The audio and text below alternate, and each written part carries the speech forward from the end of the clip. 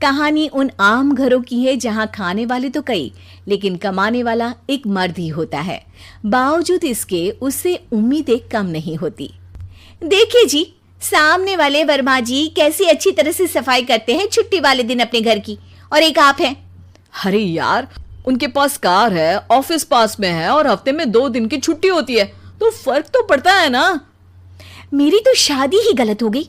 अरे कोई मस्त लड़का मिलता, कमाता भी, घुमाता भी, घर के कामों में भी मदद करता, लेकिन नहीं जी, हमारे वाले को तो कमाने से फुर्सत ही नहीं, और कमाई भी ऐसी कि कोई जरूरत पूरी ही नहीं हो रही है। सुनील बेचारा शीना को देखकर सोचता है कि शीना सही कह रही है।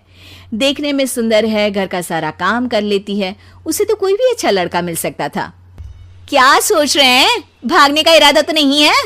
अरे नहीं मेरी प्यारी बीवी, मैं तो नहीं, पर डर है कि तुम नहीं कहीं भाग जाओ मुझे छोड़कर। शीला सुनील के मुंह से प्यार भरी बात सुनकर मुस्कुराती है।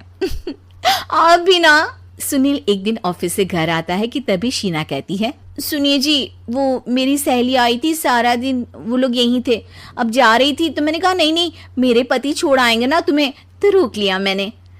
सुनील थोड़ी देर कुछ सोचता है, फिर कहता है, ठीक है, मैं कपड़े चेंज करके आता हूँ। अरे तेरे पति को तो लग रहा है कि अच्छा नहीं लगा। अरे नहीं नहीं, ऐसी कोई बात नहीं है, रुको मैं अभी उन्हें घर के कपड़े देकर आती हूँ। शीना अंदर जाती है जहां सुनील पलंग पर लेटा होता है। अरे क्या मजाक है, वो कह रही है कि आपने मुंह बना लिया। सही तो कह रही है, सुबह से अब ऑफिस से लौटा हूँ, एक कप चाय का तो पूछा नहीं, 20 किलोमीटर जाओ और आओ, और फिर कल उसी टाइम पर ऑफिस। अरे यार, मुझे गाड़ी चलानी आती ना तो बोलती भी नहीं आपको, और कौन सा रिक्शा खींच कर जाना है आपको। सुनील अब क्या बोलता। रात देर से आता है और सो जाता है। अगले दिन शरीर दर्द हो रहा है। अरे तो मत जाओ ना ऑफिस, चलते हैं ना मार्केट घूमने, फिर पिक्चर देखेंगे और रात में खाना खाकर घर वापस। सुनील जब सारे दिन की थकान वाला शेड्यूल सुनता है तो वो सीधे सीधे ऑफिस के लिए तैयार हो जाता है। अब आए दिन शीना की डिमांड बढ़ती ही चली जाती है और सुनील उसको पूरा भी करता। लेकिन एक दिन, ए जी मेरा भाई आ रहा है, उसे 2 लाख रुपए की जरूरत है। हाँ तो मैं क्या करूं शीना, मेरे पास इतने रुपए नहीं है। हाँ हाँ पता है नहीं है, लेकिन किसी से लेकर तो दे सकते हो ना। अरे मैं किससे मांगू, मेरे तो जानने में भी कोई नहीं है जिसके पास इतनी बड़ी रकम हो। तभी वहां शीना का भाई शीनू आ जाता है।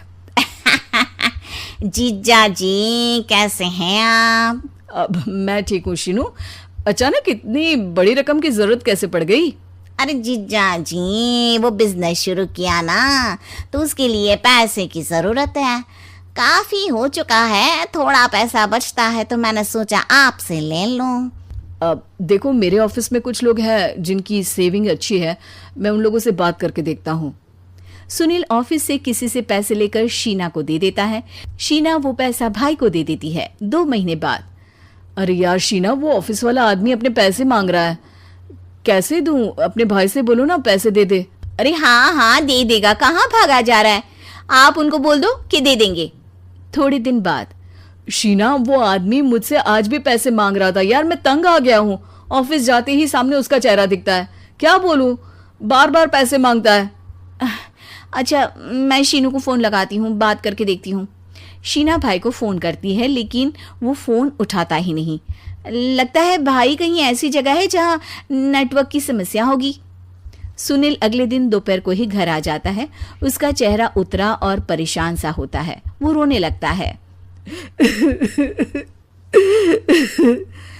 अरे क्या हुआ जी, आप इतना परेशान क्यों हैं? सब ठीक तो है ना? अरे नहीं शीना, कुछ ठीक नहीं है, मैं ठीक नहीं हूँ। तुम्हारे भाई के लिए मैंने जो पैसे लिए थे, उस आदमी ने आज भरे ऑफिस में सबके सामने मेरी बेइज्जती कर दी। सबके सामने आज मैं कर्जदार बनकर खड़ा था।